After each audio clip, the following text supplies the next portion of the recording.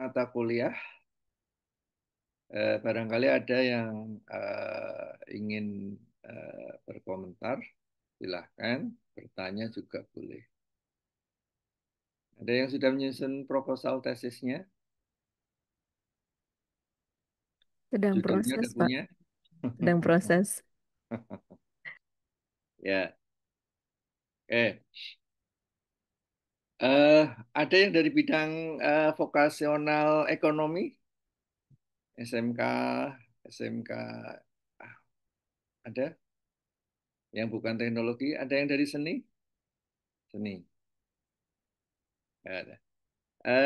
Ya biasanya itu ini empat ya. Jadi teknologi, seni, kesehatan, dan apa namanya ekonomi.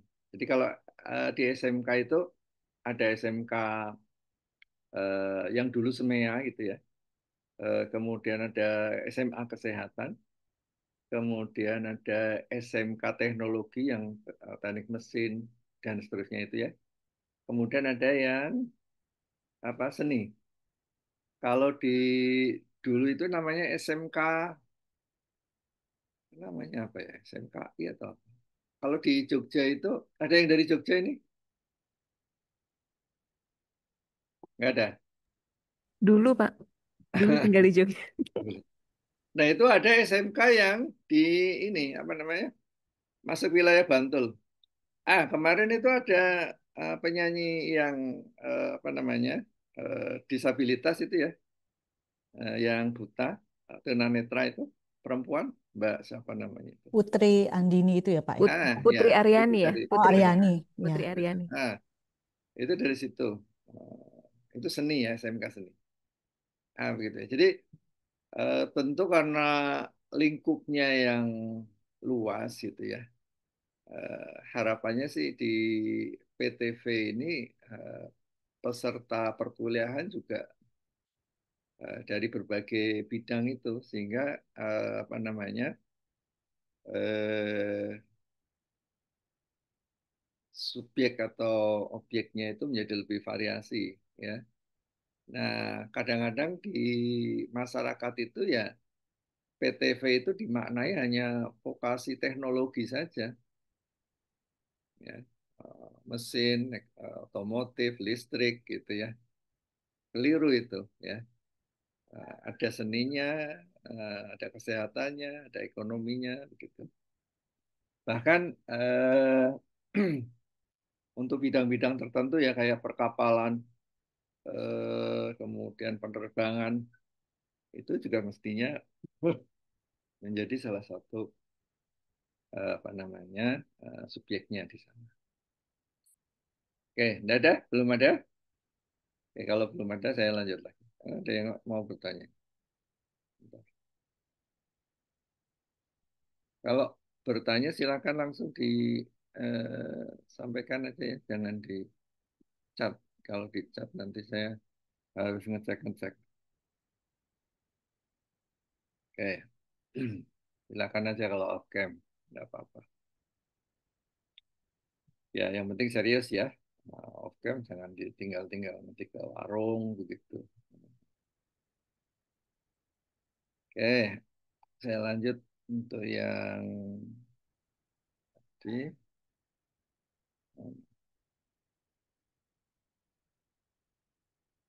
Oke, sorry.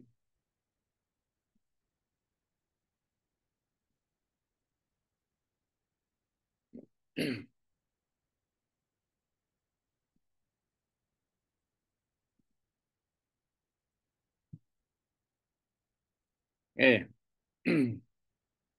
Nah, selanjutnya pada apa namanya RPS ini juga sudah dicantumkan gitu ya CPL ya di sini di pertama ini ya untuk CPMK mata kuliah ya ini ada 4 mulai dari konsep dasar evaluasi kemudian merancang instrumen evaluasi, kemudian menganalisis, kemudian mengembangkan sistem evaluasi berbasis kompetensi. Nah, ini dalam rangka mendukung ketercapaian dari profil ini, menguasai filosofi asesmen pendidikan dan penerapannya untuk mengembangkan sistem dan atau model asesmen pendidikan sesuai dengan permasalahan yang dihadapi dan perkembangan teknologi. Ini CPL ya, salah satu CPL untuk lulusan S2 PTV ini. Nah, kemudian untuk kegiatan perkuliahan tiap eh, pekannya ini sudah dicantumkan mulai dari pekan yang pertama, kedua, ketiga, empat, lima, enam, tujuh, 8. Nah, nanti di 8 ini ada ujian tengah semester. Ya,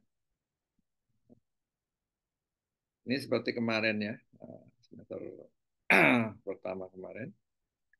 Dan kemudian di pekan yang ke-16 itu ada ujian akhir semester. Nah, untuk kegiatan yang sinkron, itu mestinya kemarin pekan pertama, tapi karena kemarin pekan pertama saya masih ada kegiatan, sehingga belum bisa, baru pekan ini. Kemudian nanti di pekan ke-5, ya pekan ke-5, ini kita sinkron lagi. Kemudian pekan 6 itu asinkron mestinya. Sinkron lagi di pekan ke-8 untuk ujian tengah semester. Kemudian pekan ke-10 itu yang ada di kampus ya. Saya kemarin tidak bisa ikut pengarahan di pertemuan pertama. Gimana, Mbak? Ada enggak ketemu lagi di kampus? Luring? Rencananya tetap ada, Pak. Ada ya. Iya. Pekan ke-10. Iya. Oke, itu untuk pembagian perkuliahannya. Nah, ini untuk penilaian, ya. Untuk penilaian yang dirubah itu antara studi kasus dan tim based project ini harus salah satu saja, tidak boleh dua-duanya ada. Jadi untuk nanti ada studi kasus ya, karena ini PJJ ya. Kalau tim project itu, tim base itu nanti komunikasinya, nanti saya tugasnya studi kasus saja. Kemudian untuk referensi, ini ada dua yang wajib ini, Educational Assessment of Students dan Assessment and Grading in Classroom. Ini pengarangnya sama, pengarangnya sama. Untuk yang nomor 1 sudah saya unggah di Google Classroom. Ya, apakah sudah bisa diakses? Bukunya dalam bentuk PDF ya. Dan yang lain-lain nanti silahkan ini Anda bisa apa namanya pelajari juga.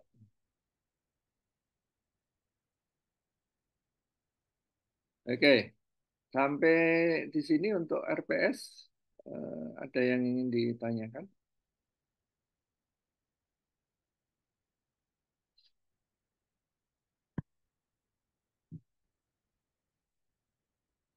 Oke. Ya, kalau belum ada saya lanjut ke materi ya.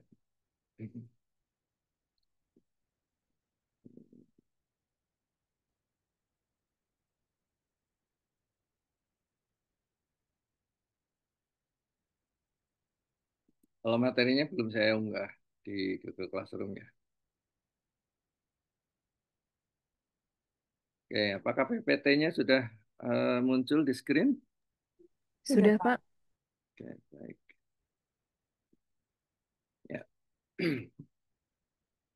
Eh, ini materi yang masih dasar ya, umum, sehingga saya beri judul dengan evaluasi dan asesmen hasil pembelajaran.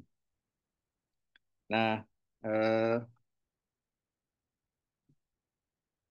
karena kita ada di PTV, tadi ya cakupannya, tentu pembelajaran yang di PTV. Ya. PTV. Nah, bisa nanti kasus-kasus yang menjadi contoh itu pembelajaran di SMK, atau kemudian itu pembelajaran di level perguruan tinggi ya, vokasi, diploma, dan lain-lain. Ya. Oke. Ya, mungkin sudah sering ya, apa namanya, Anda mendapatkan gitu quotes-quotes eh, terkait dengan pembelajaran. Ya, di era yang sudah maju dalam hal teknologi informasi itu, ya, pembelajaran itu eh, idealnya itu berbicara tentang ide, gagasan. Maka ini selalu merujuk kepada yang namanya masa depan, ya, gitu ya, masa depan. Jadi eh, Anda, ya, kita ketika kuliah itu orientasinya adalah bagaimana masa depan, ya, harus kemudian kita siapkan, gitu. Jadi pengetahuan kita tentang masa lalu itu menjadi fondasi untuk kemudian bisa merancang kegiatan. Kalau dalam perkuliahan ini berarti perkuliahan atau pembelajaran, evaluasinya, asesmennya ke depan. Kalau dulu kita itu banyak melakukan asesmen atau evaluasi dengan menggunakan pensil kertas, ya, dan sekarang sudah apa namanya, teknologi informasinya sangat maju, maka bagaimana kemudian asesmen dan evaluasi itu bisa kita integrasikan dengan teknologinya, gitu. Ya, kalau dulu saya ngambil data ya dengan cara menyebar angket, membuat tes dengan kertas gitu ya. Nah, bagaimana sekarang bisa diselenggarakan? Tentu saja tantangannya berbeda ya, ketika kemudian pembelajaran sudah online seperti ini, kemudian tes online dan sebagainya, kita harus melengkapi ya dengan berbagai macam kebutuhan supaya tuntutan validitas, reliabilitasnya itu tetap bisa terpenuhi, gitu ya. Jadi sekali lagi, ketika Anda nanti menyusun tesis juga orientasinya harus ke depan supaya nanti hasil dari penelitian Anda itu bermanfaat, begitu. Nah, bukan lagi waktunya kita itu perkuliahan itu hanya kemudian untuk mengkoleksi, ya, mengkoleksi berbagai fakta, pengetahuan, menjadi apa ya, koleksi saja, begitu. Tapi adalah dari koleksi ini harus kita bagaimana ke depan, ide apa dan seterusnya, gitu. Itu yang pertama ya. Teaching should be full of ideas instead of stuffed with facts. Ya, oke. Yang kedua, good teaching is more a giving of right questions than giving of right answers. Kira-kira apa ini maksudnya? Silakan, ada yang bisa membantu saya. Boleh saya maksud mungkin Pak? dari kalimat ini, silakan. Iya. Bu. Oke.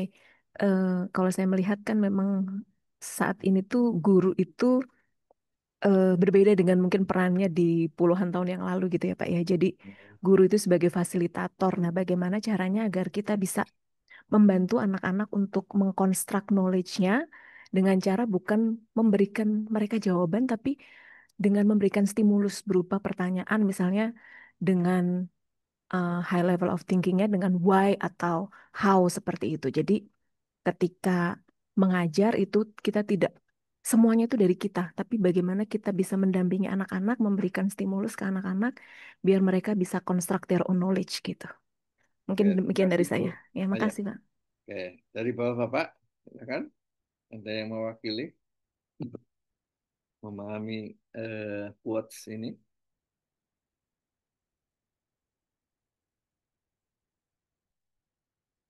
Dan belum ada Bapak-Bapak. Oke ya. Jadi menjadi seorang guru itu eh, bukan aib kalau kemudian suatu saat itu tidak bisa menjawab pertanyaan dari siswa mahasiswanya. Ya, apalagi seperti saya ini generasi X itu ya, eh, yang lahir tahun 65 gitu ya, berada di situasi seperti ini ya, di zaman artificial intelligence gitu kan, AI gitu. Ya, itu satu lompatan yang amat sangat besar sekali. Ya, mungkin sedikit saya cerita gitu ya. Dulu ketika saya ambil S3 di tahun 2004, nah, 2004 ya, sekarang 2025 ya, 21 tahun yang lalu. Itu mulai yang namanya laptop itu apa ya, menyebar gitu ya di kalangan mahasiswa. Nah, terus karena laptop pada waktu itu masih mahal gitu. Sama dengan nomor HP itu. Ke tahun 2000-an itu nomor HP itu harganya itu jutaan itu. Ya, jutaan. Nah, laptop tahun 2004 juga begitu. Masih mahal. Maka kemudian ada eh, teman yang kemudian usahanya itu jual laptop second bawa ke kampus. Saya juga beli itu, ya, laptop second. Karena kalau yang beli yang baru nggak mampu. Nah, suatu saat itu saya guyonannya begini. Saya itu cari laptop yang bisa ngetik sendiri. Ya, guyonan pada waktu itu. Di mana saya tinggal ngomong, perintah, kemudian apa namanya, di situ muncul tulisannya. Tolong buatkan instrumen penilaian untuk mata pelajaran. Ini cakupannya begini-begini. Tahun itu loh. Tahun 2004. Orang itu pada ketawa gitu. Mana ada laptop bisa ngetik sendiri gitu kan. Ternyata sekarang terwujud itu. Saya ketikkan dengan AI, DeepSeek, ChatGPT, buatkan 10 pertanyaan eh, untuk menguji kemampuan pemahaman tentang ini. Tek, gitu ya. Sudah itu. Selesai itu misalnya 10 pertanyaan gitu. Jadi betapa teknologi itu sudah sangat membantu eh, kita untuk bisa produktif gitu. Ya zaman sekarang gitu, zaman saya kuliah, wah nggak ada itu, nggak ada yang seperti itu. Sekarang itu mau membuat apa namanya rangkuman.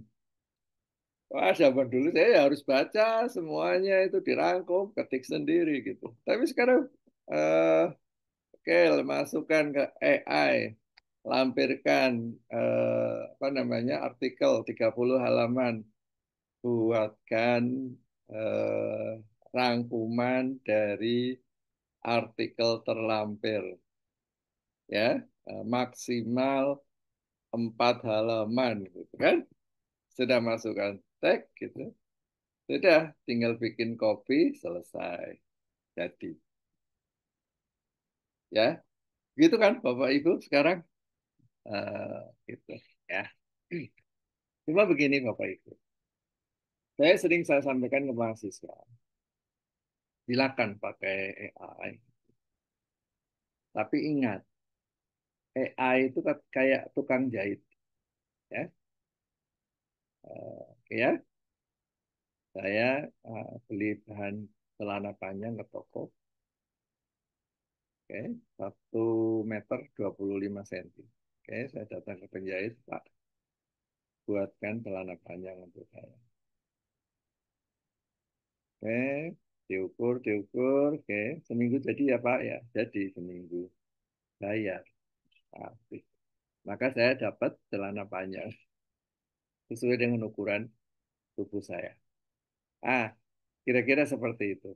Saya tidak bisa mengklaim bahwa saya pakai celana panjang ini, saya bisa membuat celana panjang. Gitu, ya. Saya pakai celana panjang, tapi saya tidak bisa membuat celana panjang. Ya, siapa yang membuat? Tukang jahit. Gitu. Nah, kira-kira seperti itu. Bapak Ibu bisa memberikan judul, ya. Buatkan proposal, penelitian, judulnya ini. Gitu. Ya, jadi dengan dilengkapi referensi dari jurnal internasional terkini. Jadi itu, ya, proposal. Tapi ya seperti tadi, ya, Anda dibuatkan proposal oleh Anda, bukan penyusun. Terus bagaimana?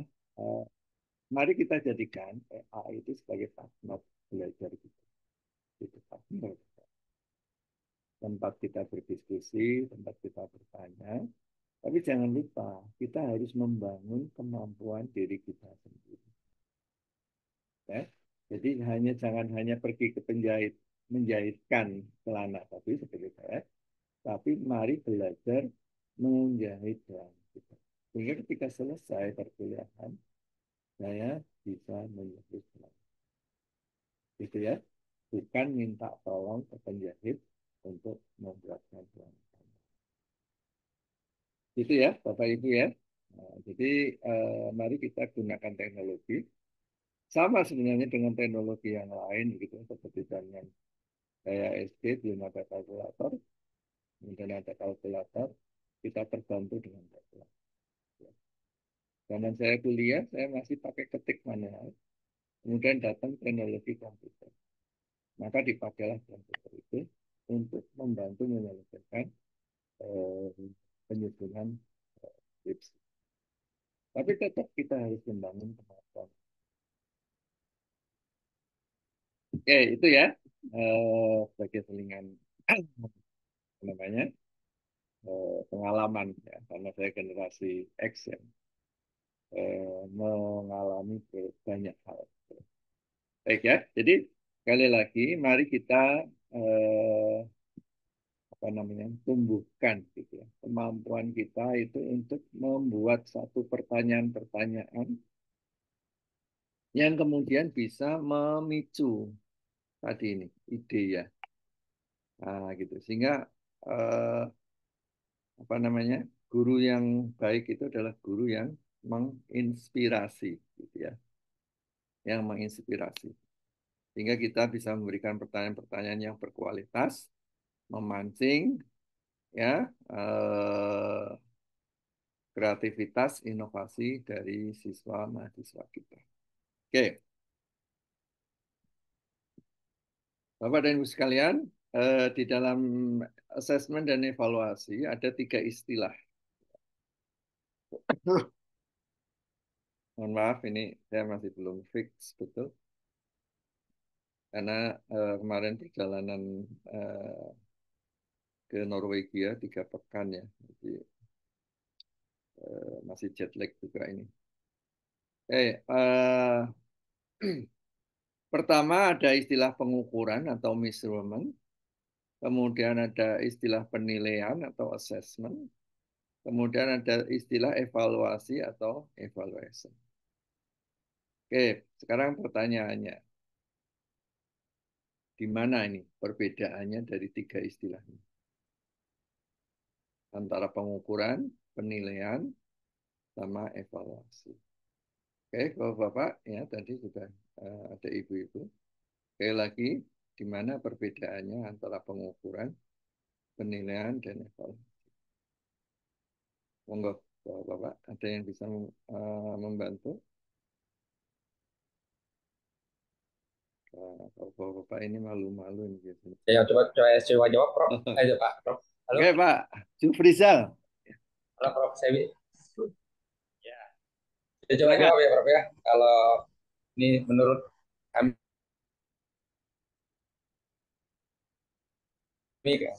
karena menurut teknik dan ya, membandingkan ukuran dengan sesuatu yang dibandingkan itu pengukuran. Saya ada Ya. pembandingnya, itu berarti dalam tema pengukuran. Kalau penilaian itu biasanya terkait dengan sudah ada nilai angka atau ada batas atau nilainya, ada batas maksimal atau standarisasinya. Sedangkan evaluasi itu berkelanjutan. Setelah diukur, setelah nilai, apa selanjutnya itu maksudnya biasanya evaluasi. Oke. Itu saja, Prof. Makasih, Mas Rizal. Oke, sekarang jadi tadi ke pengertian ya, mungkin definisi atau pengertian. Sekarang coba dilihat dari hasilnya. Apa hasil dari pengukuran, apa hasil dari penilaian, dan apa hasil dari evaluasi. Nah, ini boleh Bapak Ibu yang pertanyaan berikut ini. Silakan. Lagi, dilihat dari hasilnya, apa perbedaan antara pengukuran, penilaian, dan evaluasi.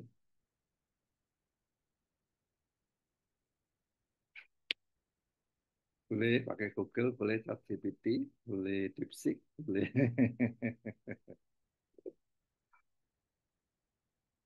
Silakan.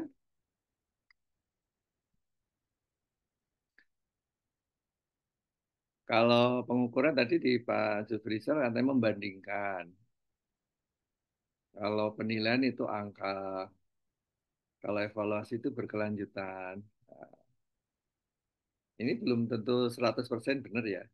Anda bisa elaborasi lagi. Apa itu pengukuran, penilaian, sama evaluasi. Sekarang kalau hasilnya, kira-kira di mana ini bedanya pengukuran?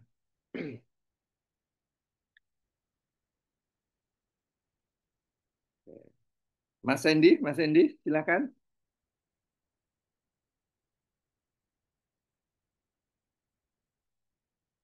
Gimana bedanya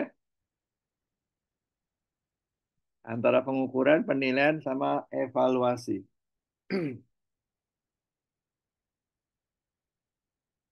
Belum bisa? Belum? Punya ide?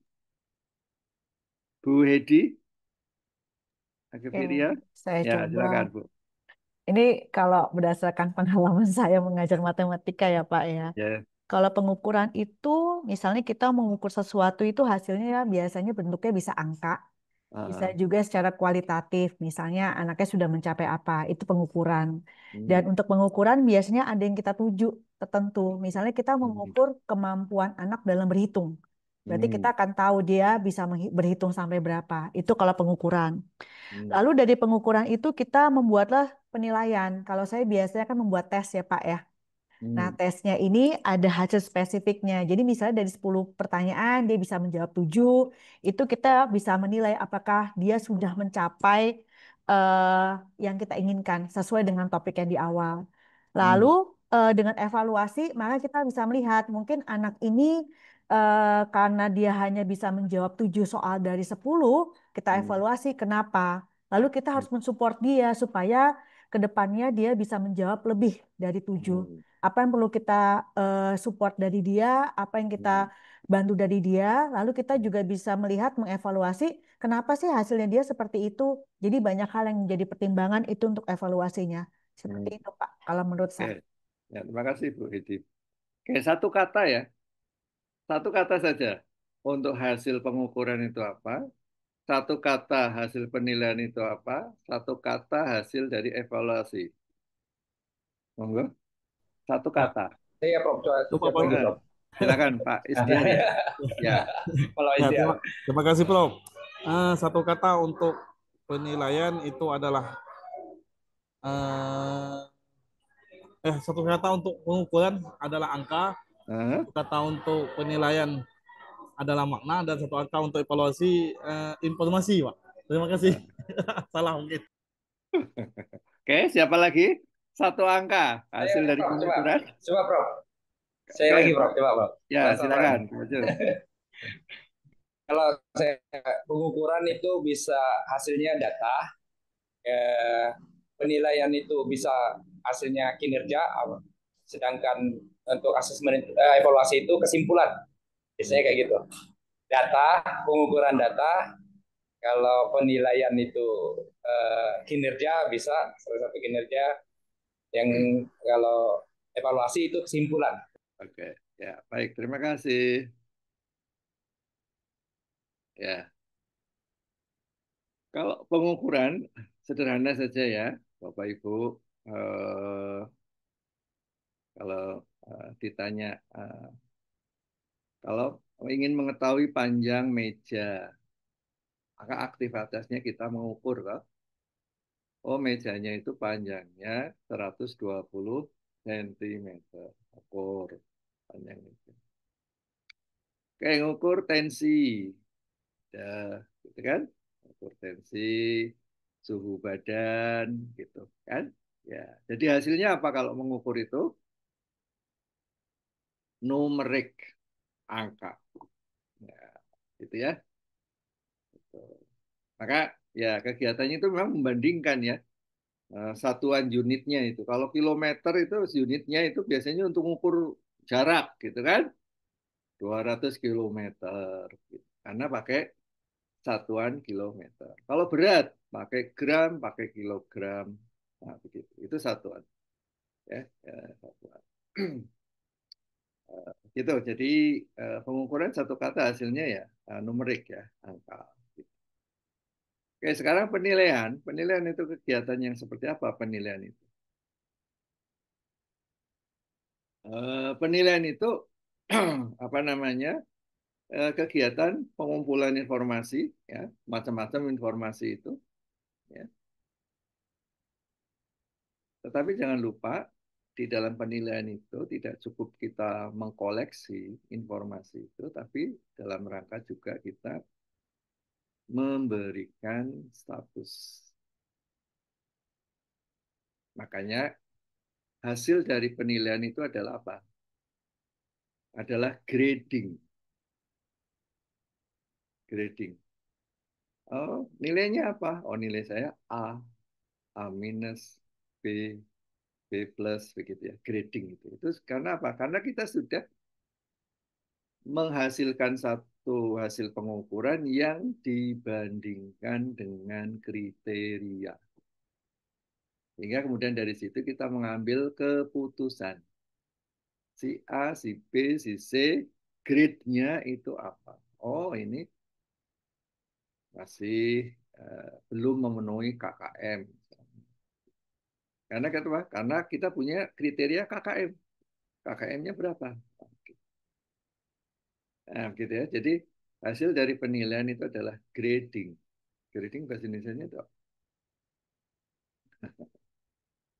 Ya hasil penilaian jadi nilainya hasilnya nilai. Bukan itu maksudnya. Ya grading. Jadi ada kayak leveling gitu ya. Karena kita sudah menggunakan standar atau kriteria dan di situ kemudian kita mengambil keputusan. Jadi ada proses pengambilan keputusan kalau kita melakukan penilaian. Oke, evaluasi. Evaluasi itu apa? Ya, meliputi pengukuran, penilaian, dan yang lain-lain. Yang lain-lain itu macam-macam, ya. Bisa pendapat orang ketiga, kedua, bisa dari data yang lain, sumbernya, dan seterusnya. Ya. Nah, bukan hanya hasil dari pengukuran dan penilaian yang kita lakukan, ya, ketika evaluasi itu. Kita sudah meramunya, plus kemudian pengalaman kita. Nah, begitu. Jadi tadi kalau misalnya, oh ini biasanya evaluasi itu kalau dilihat dari waktu, biasanya diambil di ujung program, nah, gitu ya biasanya. Walaupun memang ada evaluasi di awal semester, ya, tapi kurang tepat lah. Kita evaluasi, ya, karena datanya masih mentah, masih sedikit. Gitu. Lalu hasilnya apa dari evaluasi itu? Hasilnya itu adalah rekomendasi. Ya. Jadi kalau kita sudah menentukan, oh siswa ini harus remedial. Begitu. Berarti kita sudah melakukan evaluasi. Karena kita sudah menghasilkan rekomendasi. Begitu. Jadi satu kata hasil dari pengukuran itu adalah numerik, satu kata dari penilaian itu adalah grading, dan satu kata dari hasil evaluasi itu adalah rekomendasi. Oke, Bapak Ibu, ada yang ingin ditanyakan tentang konsep dasar ini, tentang pengukuran, penilaian, dan evaluasi? Bapak rasanya target dulu.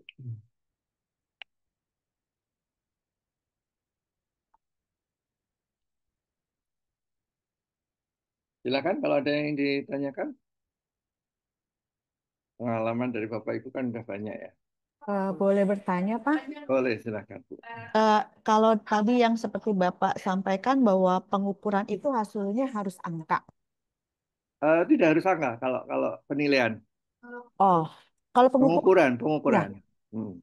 Kalau misalnya kita seperti kita membuat pertanyaan yang jawabannya adalah terbuka, itu menggolongkannya bagaimana ya, Pak ya? Oke. Oh iya, tadi begini. Saya bertanya lagi Bu. Tes itu tadi yang Ibu sebut itu pengukuran atau penilaian? Kalau Tes. pengukuran, kalau tes itu penilaian, Pak. Tes itu penilaian. Iya. Oke. Yang lain? Tes itu penilaian atau pengukuran? Kalau menurut saya itu termasuk evaluasi, Pak. Tes itu evaluasi. Iya, Pak. Ya. Ada lagi?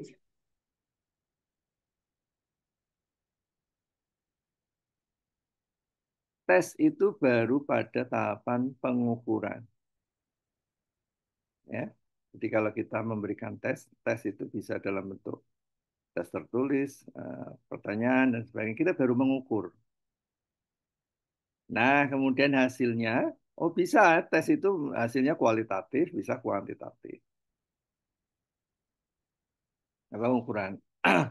Nah, eh, terus biasanya kalau yang kualitatif itu, ya Bu ya, itu nanti ada rubriknya. Ah, oh rubriknya begini. Untuk soal nomor satu jawabnya itu rubriknya maksimal 10. Itu kan numerik lagi tak? Nah, kemudian biasanya yang kualitatif itu nanti dibantu dengan rubrik untuk kemudian itu mengangkakan. Ya, gitu ya. Ah, jadi eh, hasilnya memang bisa menjadi kualitatif tes ya. Gitu. Pengukuran itu. Tapi biasanya nanti terus dilanjutkan lagi dengan dikuantifikasi. Maka pengukuran juga sering dikenal dengan sebutan kuantifikasi. Itu pengukuran. Jadi kalau ibu-ibu apa namanya nimbang berat badan ya, oh ini obesitas. Obesitas itu benar tahu. Ini kalau obesitas ada kriteria di atas sekian yaitu obesitas. Artinya kemudian ada numerik lagi yang dibutuhkan di sana. Nah, gitu. Ya, oke, baik. Ada lagi?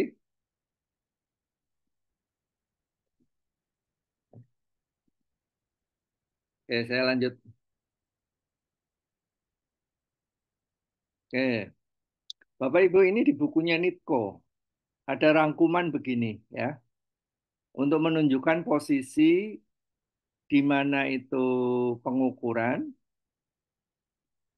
kemudian di mana itu assessment, gitu ya.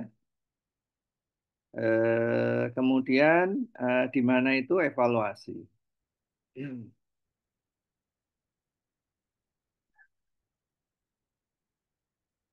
Kalau di buku Nitko itu memang secara eksplisit ya scoring gitu instrumen gitu ya. Sehingga ini hasilnya itu skor ya, numerik betul itu di sini numerik angka. Nah, assessment ini eh, dipahami sebagai eh, untuk mengumpulkan informasi tentang siswa itu baik dengan cara non tes maupun tes, gitu ya, dengan cara tes maupun non tes. Jadi kegiatan penilaian asesmen ini meliputi kegiatan pengukuran gitu. Gitu. Nah, yang tes dan non tes ini, kalau tes itu ada yang hasilnya numerik juga dan ada yang hasilnya bukan numerik, kualitatif ini ya. Biasanya ini bidang psikologi. Nah, ini hasilnya kualitatif. Maka dulu rapot itu ada dua macam ya. Kurikulum berapa itu? Kurikulum 13 atau kurikulum apa? Yang rapot itu ada dua macam. Rapot kualitatif dan rapot kuantitatif. Sehingga guru itu sangat repot mengerjakan laporan, membuat rapotnya itu. Yang non-tes ini diantaranya itu adalah dengan pengamatan, observasi. Ya. Nah, kegiatan assessment, kegiatan measurement dengan segala macam bentuknya itu, ya, itu kalau kemudian dikombinasikan ya dengan pengalaman guru, ya, untuk kemudian membuat judgement, keputusan, ya, tentang keunggulan dan sebagainya dari siswa, maka itu adalah kegiatan evaluasi di sini. Ini di bukunya Nitko ya, assessment for education assessment of students itu, yang sudah bisa Anda unduh itu. Halamannya saya lupa.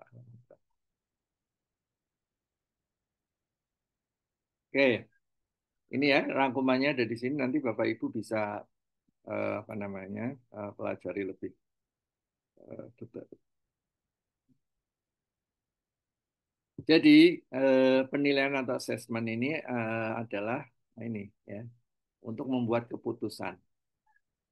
Nah, bisa level individu, bisa level ya kelas, bisa level sekolah, gitu ya, bisa level kebijakan dan seterusnya. Gitu. Ya. Jadi kalau sekolah misalnya itu akreditasi, gitu ya. Tuh. Oke. Selanjutnya, ini saya kopikan juga dari bukunya Nitko tadi buku satu itu ya. di dalam bidang pendidikan, assessment itu ya bisa digunakan untuk kemudian menginformasikan ya, keputusan atau kebijakan, ya, baik itu di tingkat daerah, provinsi maupun nasional. Kemudian bisa untuk kemudian mengambil keputusan untuk kurikulum, program dan sekolah, atau pada tingkat individu siswa. Ya. Nah, kalau karena ini pembelajaran di kelas, kita akan banyak pada apa namanya di level siswa ini, ya. Bisa kita pakai untuk managing instruction, bisa placement, bisa grup atau pengelompokan, bisa untuk konseling, bisa untuk seleksi, bisa untuk memberikan sertifikasi. Nah, begitu. Ya. Nah, kemudian untuk managing instruction itu bisa dalam rangka evaluasi formatif maupun evaluasi sumatif. Ya, ini formatif ini bisa untuk perbaikan pembelajaran, perencanaan, penempatan siswa, pemantauan progres, kemudian mendiagnosis kesulitan belajar, memberikan feedback untuk peningkatan. Adapun yang sumatif itu bisa untuk pelaporan, rapot gitu ya. Kemudian bisa untuk kemudian menentukan final grade, ya, namanya lulus dan tidak lulusnya.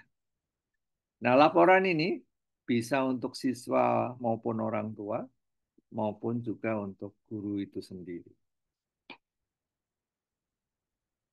Ini ya dari hasil penilaian yang dilakukan, ya, kita bisa mendapatkan spektrum pemanfaatannya, mulai dari level individu siswa atau individu guru, kemudian bisa pada level sekolah,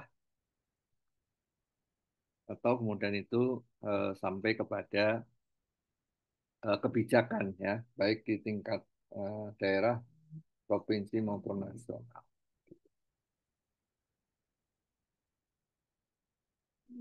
Oke, mohon maaf ini Bapak Ibu, kelihatannya sudah tidak bisa kompromi nih, tenggorokan saya sudah gatal sekali, jadi harus masih banyak harus minum. Dan nanti ini saya unggah saja di Google Classroom ya. Kemudian nanti kapan-kapan kita bisa bincang-bincang lagi untuk kegiatan tutorialnya. Mohon maaf ini saya tidak bisa lebih panjang lagi. Nanti kita lanjut lagi di lain waktu. Sementara itu ya, Bapak Ibu, presensi sudah bisa semua? Sudah, Pak. Sudah, Pak. Sudah, Sudah Prof. ya. Oke, baik. Baik, mari kita akhiri dengan doa syukur bersama.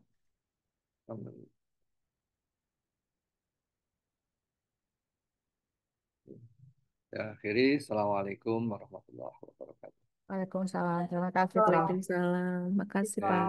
ya, Salam. sampai Terima ketemu kasih, lagi. Prof. Ya, Pak Iya. Husin.